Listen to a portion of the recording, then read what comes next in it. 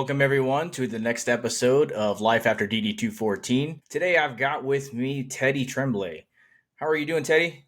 Did I'm I doing say good. your last name right? Yeah, that's right. All right, cool. Because I've never known your last name. I've known you for about a year, and I never knew your last name. So, how are you doing? Doing good. Yeah, sounds good. Teddy, I know you from our gym. You and I have been going there for, like I said, about a year that I've known you. You are a weird 5 a.m. workout person. Of course, I'm also a weird 7 p.m. Workout person. And I found out that you were not only just in the Army, but had some really interesting jobs while you were there. So let's dive into that a little bit. What did you do in the Army? Well, initially I joined as a 11 Bravo, and I went to basic training and oh no, sorry. I did my initial contract was whatever X-ray, and I got sent to Fort Hood. Did basic training, did all that stuff, and went to Fort Hood and went mechanized infantry when it was 11 Mike. And I was at Fort Hood, Fort Camacho now, and I hated every second of it. And I just could not stand it. And I reenlisted to go 11 Bravo. I went up to Fort Drum and loved light infantry. Was light infantry. September 11th happened, all that stuff. Deployed, tons of deployments with the 10th Mountain, and then came back and I got selected for the Old Guard. I was in the colonial uniforms. I got sent to Alpha Company, which is the colonial uniforms, and we did the burials and we did all of that stuff. I tried out to be the platoon sergeant for the Tomb of the Unknown Soldier. Couldn't cut the mustard. It was hard. It's a prestigious place. Went up to Alaska. I already had all my platoon sergeant time. I already had everything. So they're like, hey, we need you in the S1 or the G. We're going to put you in the G1 because we need an E7 there. And I was like, ugh, I don't really want to do that. I'd love to get a platoon. And they're like, no chance. And then the reception people got in trouble.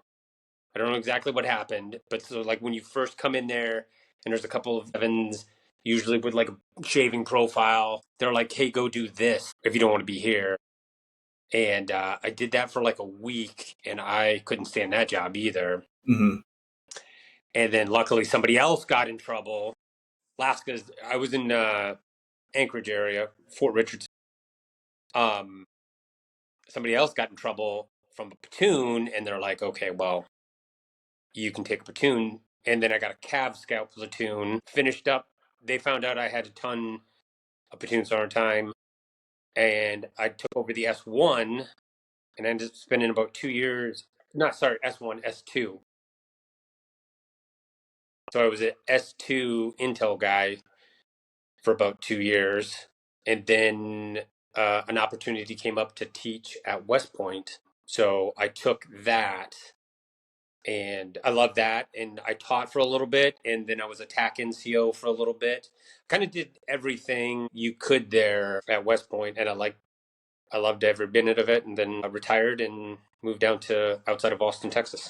Nice. So I find it interesting because you started off at Fort Hood or Fort Cavazos now, and you hated it, and then you went to light infantry at Fort Drum and then loved it. Whereas I started my journey at Fort Hood, Fort Cavazos, also on the heavy side, and then got stationed at Fort Drum. And my experience was a little bit different. I did not like so much the idea of being at Fort Drum.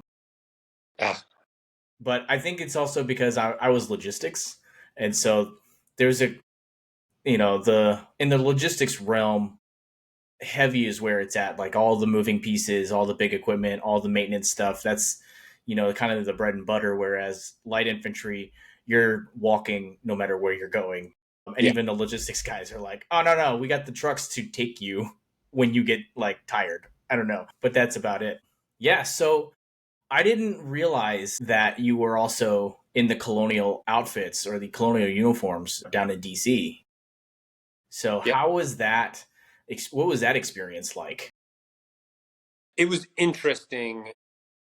I came down on orders when I was a six, and then I got promoted, and it was like a 6 month process because we were still deployed. We were in Iraq at the time, and I came back and I had a little bit of platoon sergeant time, and I came there, and that's kind of a it's an interesting unit.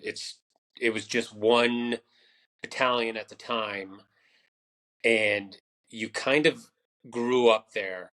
So you were there as a private, you left for a little bit, you came back as like a junior NCO, and then you left and you came back as a senior NCO. And I got there, and this was 2008, and I was one of the few people with a combat patch and a CIB. And I was young. I was 32 at the time, and all the other E7s had been super old, so they were just like, I don't know what.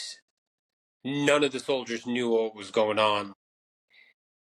That are like, what is going? Like this guy's like from the real army lines, and they just started rotating more people in, so it got to be normal. But I was one of the first ones to get there. It was a great unit. We were on our own we were on Fort McNair, so we weren't on where Arlington National Cemetery is. We're on the other side of the river, Potomac. So we were just kind of on our own. We had um, like a 4,000 square foot, no, 400,000 square foot, like grassy area in front of us to just train on because there was no other like real units there. There was no infantry units, but there was no other.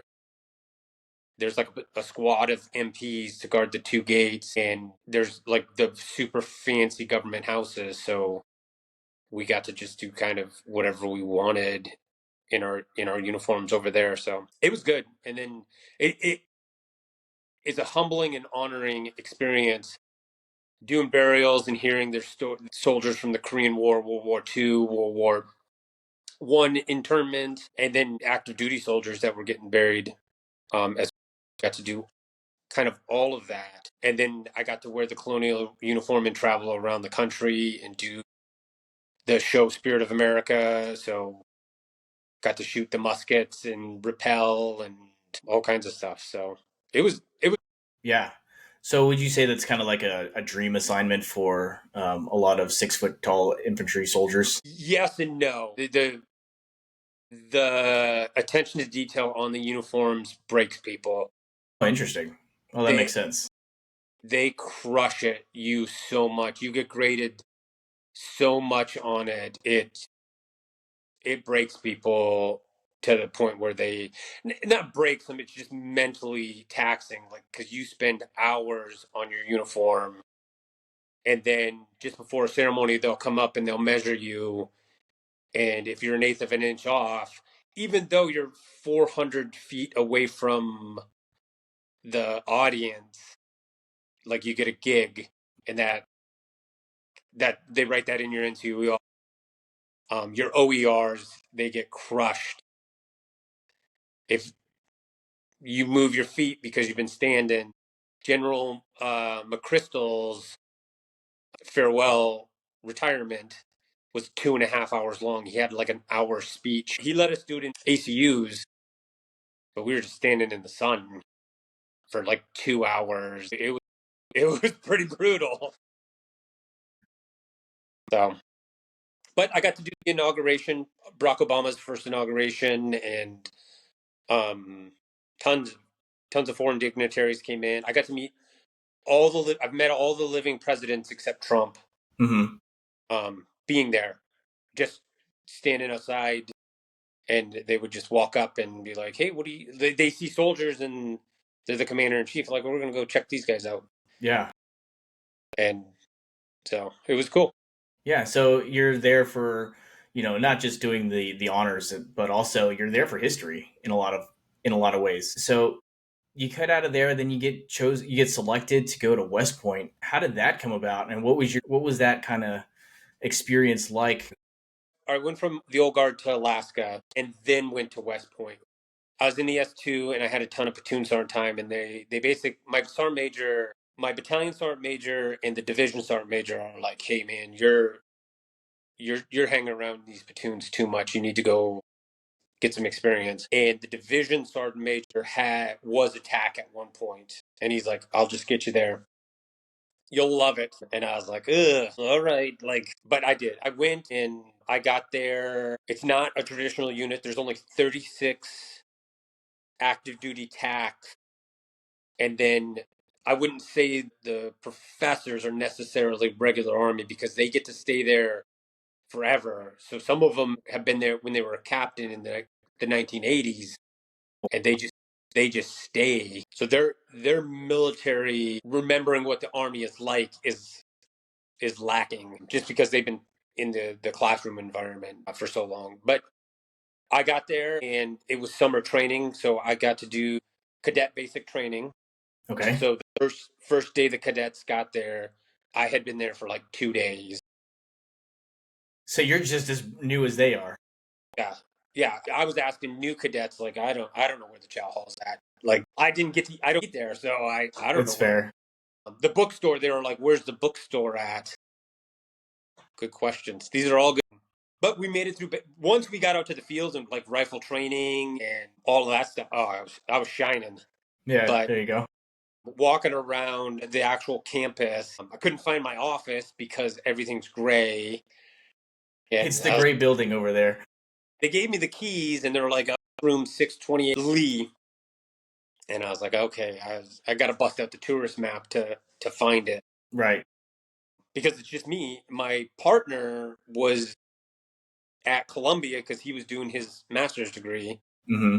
I didn't have necessarily. He finished it and he was doing some training stuff too. I met him like twice, so we finished summer training and then went into the regular year. And it takes like 6 months to kind of get your feet on the ground, but it's you're dealing with the brightest and the best and the brightest. Every cadet there wants to be there and wants to succeed. They've succeeded. They're high levels, and there's such high levels. It's enjoyable to teach them. It's enjoyable to be around them. It's enjoyable to have a conversation with them Right. on everything. It's fun. It's also fun to share your knowledge because I love making fun of cadets. I love it. It's my passion. And I just like they couldn't figure out the thermostat because it wasn't the same as the thermostat. This kid, he was a junior or a cow, and he hadn't gotten any grade lower than an A plus. Mm-hmm. And for 3 years, he's been just freezing in his room because he couldn't figure out the thermostat because it's like the old school thermostat where it has like the mercury bubble in there. Right, right, right. He couldn't figure it out because it doesn't have like temperatures. It just has L and H. So Right. for low and high, and I was like, man, it is cold, cold. Why don't you turn the heat up? Well, I don't know how. He's like, this is just how the barracks are. And I was like, no, man, like right here. And I turned it up, and then it was too hot. He's like, I hate to complain, but it's too hot. Go turn that dial on the wall and see if you figure it out. I don't know.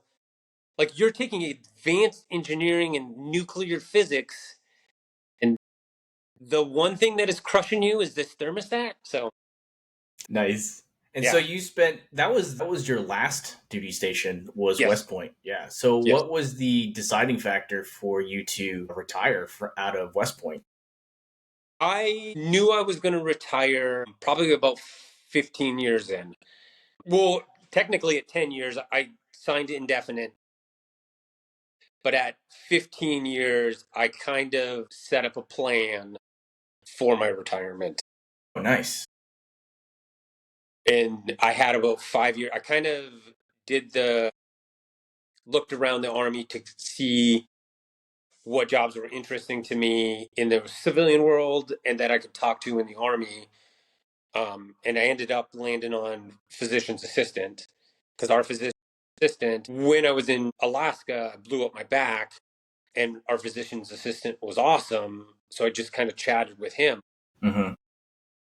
and he told me about the schools, and he told me about kind of like what he does, and then he he does a lot of volunteer stuff that sounded very interesting to me. And he would like go up to the northern slope of Alaska, and he would volunteer his medical services for 2 weeks. And then he would go to like rural places in Canada and Mexico and pretty much all over the world. That's amazing. Yeah, our battalion commander is just like, if you need 2 weeks of leave, I'll just give you 2 weeks of leave.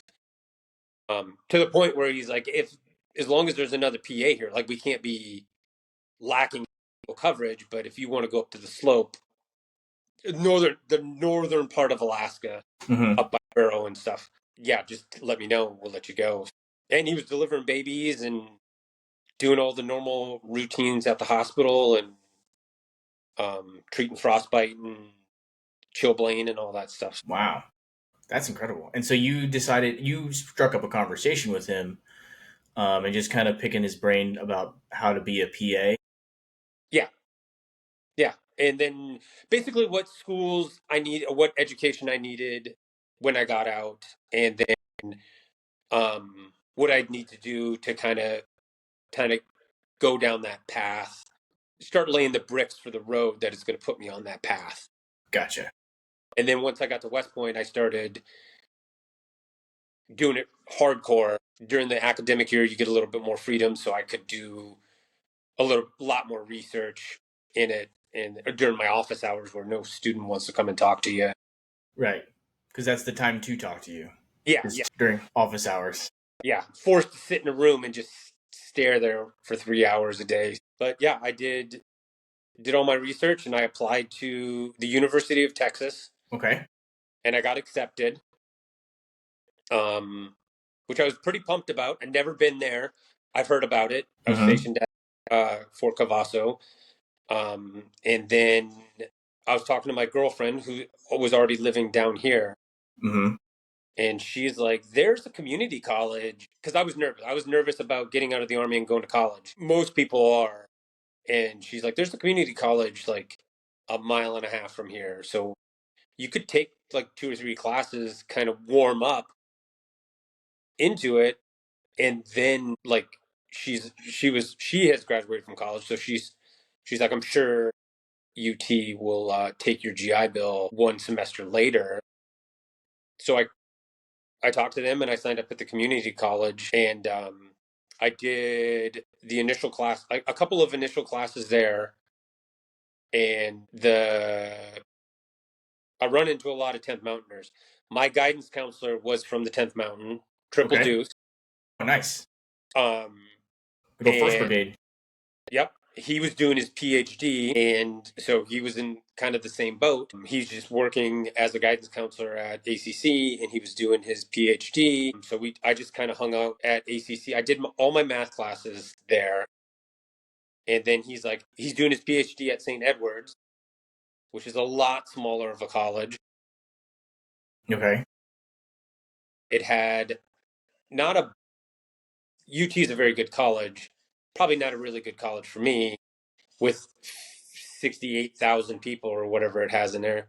St. Edward's has like 2,000 people, so it's perfect. I went there and did all my advanced classes at St. Ed's. Hmm. Loved every second of it. So, yeah, that kind of brings me to this next point is a lot of people, when they get out of the military, sometimes they go into college, right? Just much like you did. The difference is you decided to do it after retirement. So you spent 20 years in the army. A lot of times we feel like if we get out after 4 or 8 years and we go to college, like, oh man, we're the older kids in class. How did you feel after retiring from an entire career and then trying to restart a new career? I was 39 when I got out. Oh man, okay. Yeah, 39. That's how old I am now, by the way. And so you got out at 39, and then you're going to college for the first time. Yeah. Well, I had I did college while I was in, and I Okay. had most of a history degree, but it was like online college, and it wasn't real school. Okay. but I was still nervous. I was more nervous going to college on thinking how hard it was than going to Afghanistan. Like Oh, wow. I knew what Afghanistan had for me. I had no idea, like walking into a classroom as a 39-year-old veteran had for me. And it it was good. The all the professors were good. I talked to a lot of the professors still because it's the area that we live in are small is a small area, so I run into them all the time. Not all the time, but occasionally. Um, my psychology teacher hit me with her car when I was riding my bike. Um, it's kind of how small of an area it is. She did. She said it wasn't going to affect my grade, but I got an A in that class, so Oh, good. she just mirrored me. Yeah. But it it was good. I think the military doesn't do a good job preparing individuals on getting out. I was at West Point and I saw what all they did, and I still wasn't confident in signing up for community college. And I was taking, I took Comp 1, I took Chemistry 1, I took Biology 1, and it's like speech writing or something. Whatever was on my I was sweating bullets going into it just because none of the lieutenants are like, hey, when you go into Comp 1, it's just write 500 words. The teacher doesn't care. Um, they're not going to really read your story. They're just, is it a complete sentence? Does it make sense? Okay, yeah, then Is it like, grammatically correct? yeah, basically get out of here. Like you're wasting my time. I have to read these things. Degraded because I had a very unique college experience just because I'm a very very chatty person. I'm very personable, and I talk to all the professors. And I knew how it was being at West Point, so I just go and say hi to them in their office hours. And so a lot of the professors I'm still pretty good friends with, just because that 3 hours that they're bored. Yeah, I was gonna say, like you literally just left their world where you're sitting there for 3 hours and no student or cadet is coming to see you versus now that you're the student and you know that they have office hours for 3 hours, at least go and say hi and be like, hey, you know, just wanted to show face and Yeah, see how you're ask doing. a question and try to clarify it. And I liked it. It turned out to be one of the better experiences in the classes I thought I was not going to like. Turned out to be some of my most favorite classes that you could take. Art history, I thought I was going into just the worst thing. And the professor is a PhD. He's a goofball. He wears a bolo tie. His favorite art form is spray painted jean jackets. Okay, interesting. Yeah, he has a collection of like 1,000 jean jackets. That's crazy. Yeah. He was also on the Olympics that were in Greece. He was on the programming team for that. There's tons of art in it, but I watched it when I was a kid, but I didn't understand the art. And he's like fully explaining it. And I was like, this is fascinating, blowing my mind that I just saw it and like giant faces floating through the sky. And he's like, oh, this is what it means. And this is what I missed that when I was a kid, man. I'm sorry. That's fair. Yeah, that's true.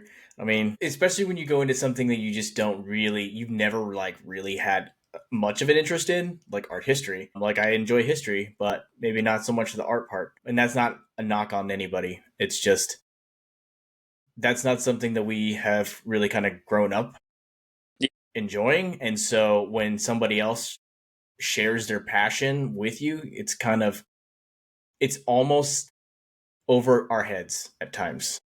Oh, yeah. Yeah. And so you're in St. Edwards, and then what's going on there? Like you did you finish or Yes. wait? Sorry. I No, graduated May of 2023. congratulations. That wasn't too long ago. Nope, it wasn't. Yeah, I did all of my advanced biology classes there. I did calculus 2, all the physics classes. all the really tough classes.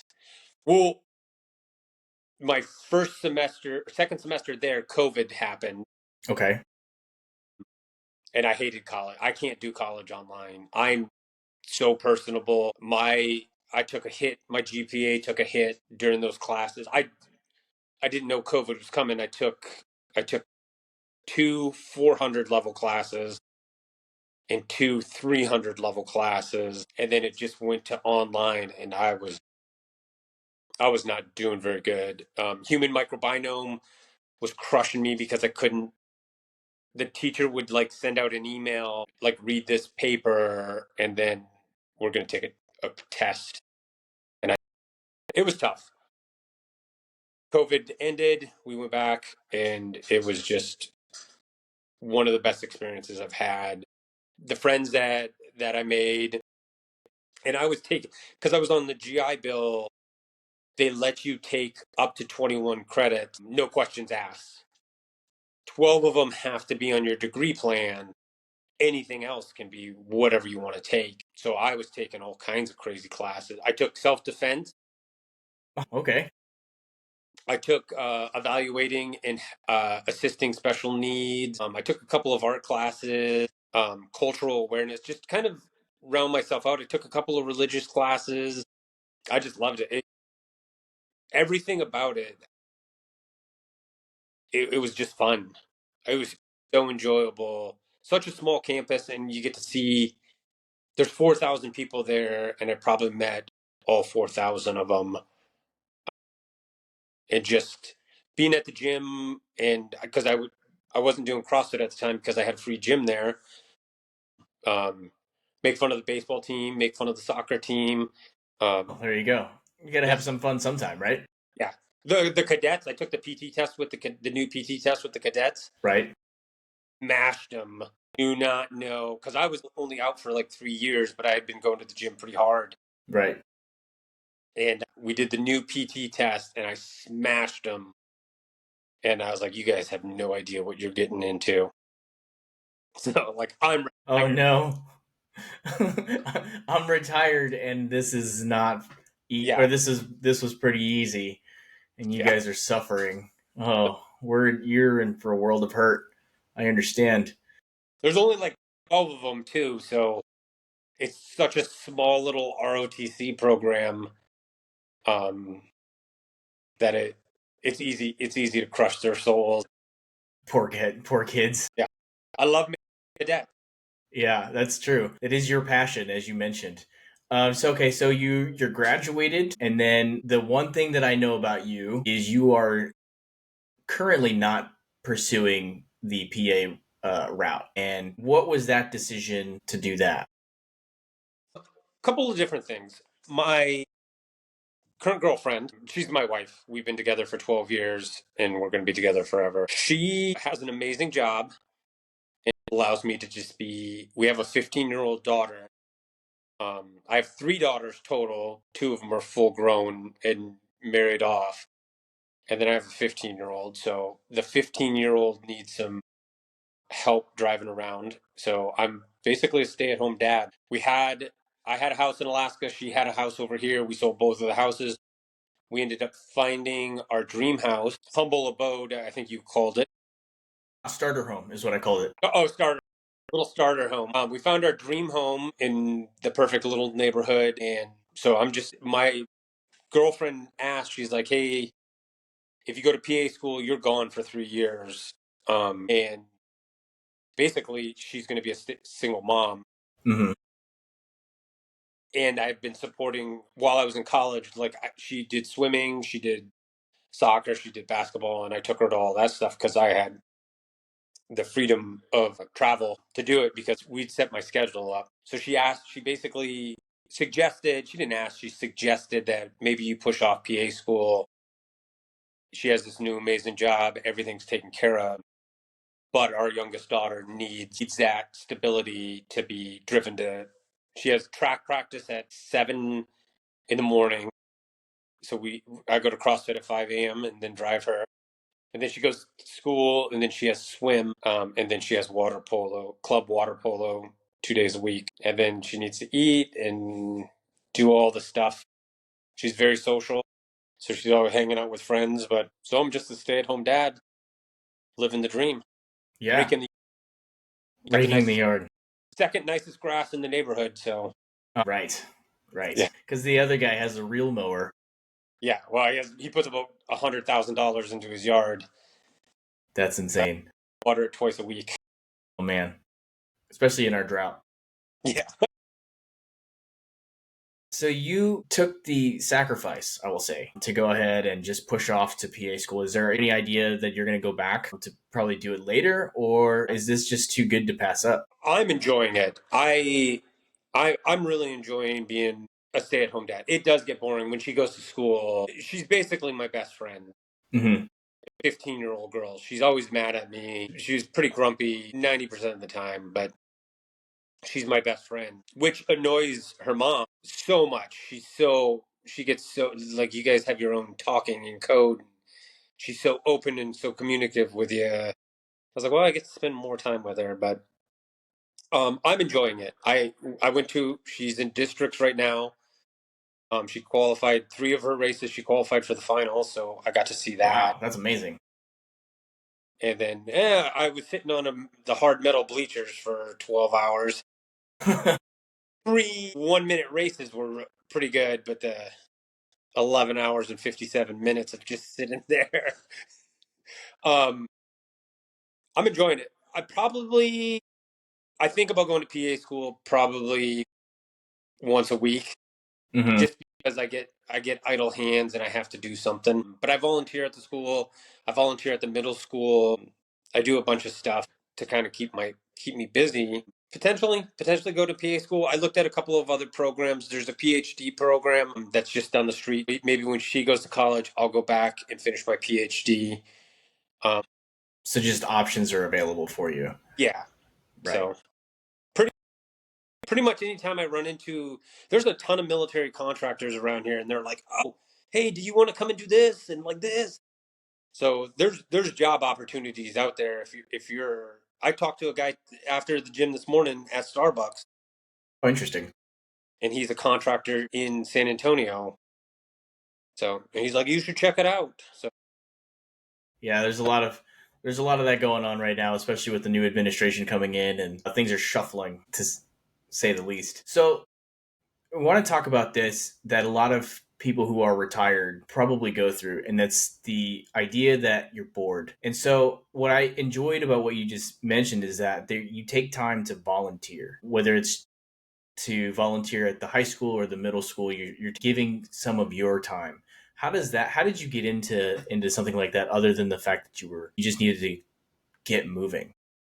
well, how I got involved with the middle school is everybody was telling us that the gym teacher was super mean.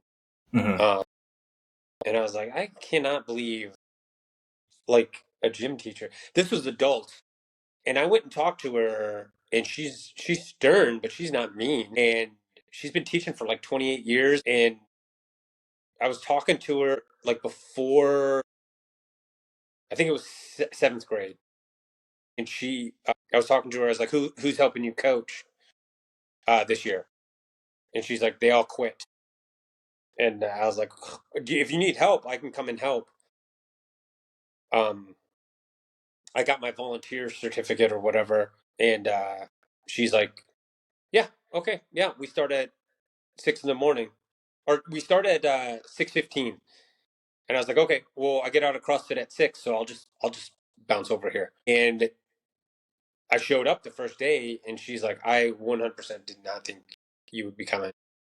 And I came and helped out and like made sure that the kids didn't get on the road, and um I gave her my number, and anytime anybody needs kind of anything at the school, they just give me a call. And because they needed me to pick up like 600 Whataburger meals, because the it was for like the boys and girls basketball teams and soccer teams, or another team, and the person that was gonna pick it up didn't, and like Hmm. it starved.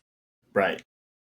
And so, but my car reeked like Whataburger for about a month. But I grabbed I went over it, like not a problem. Like I can go and grab some Whataburger and do the shuttle run to get it there. Listen, it But could have been worse. It could have smelled a lot worse. oh yeah, I did McDonald's. I did a bunch of them. I did McDonald's. Um, Pretty much any fast food restaurant. There's been about 600 burgers in my car at the time. But yeah, I helped coach. I helped coach basketball. I helped coach basically anything she needed. I would come in there and help. And then the office needed help, so I would go in there and do some admin stuff. Not the funnest stuff in the world, or I helped clean the lunchroom a bit. And then at the high school, I do a bunch of stuff with them. I was doing a lot when I was in college. I did a lot of stuff with the Veterans Association, Mm-hmm. and they always had stuff going on. Yeah, I just if I if I know I'm going to be bored, I know I have to find something to do. It's pretty easy to find Yeah, something to do. it sounds like it's pretty easy, at least, to find something volunteer work to do and just kind of give back to the community. I think that's pretty admirable. So I'm gonna wrap it up here with this question: what is the one thing that you learned in the army that you still do to this day? I'm always 15 minutes early to everything. I'm never late to anything, and I taught that to all my kids. And it's just a personal pride thing. And it's like somebody's somebody is going to give their time to you, and like you don't want to waste their time on it. My girlfriend hasn't picked that up, but our daughter has, to be like, ooh, like if we're going to be a couple minutes early, we need to leave now. Right. But yeah, I think that's the one thing that I've just that's been instilled. One of the major things, I'm sure there's other tons of small stuff. One of the major things is always be early and then volunteer. If somebody needs help, stuff, like I opened the garage doors at the gym this morning just because Tristan was trying to pick out some good music, Right. settled on a chair. I don't know why that was the music, but just try to do stuff like that. Try to be helpful and not a hindrance, and just be there. I set up chairs at the swim meet this morning. Oh, wow. Well, they had 100-year-old man doing it, and I was like, well, I can still do this, I guess.